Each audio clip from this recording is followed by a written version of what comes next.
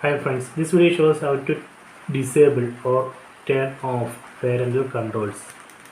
Set settings from the right side, then select preferences. Here we need to enter the parental controls pin, current pin. Okay, done. Then select parental controls. Then here we need to press OK button on the remote. Then again enter the current pin, validating pin, done. Now I have disabled or turned off parental controls. So this way we can turn off parental controls if you know the pin. So please try it. So if you have any doubt, please comment. I will try to help you.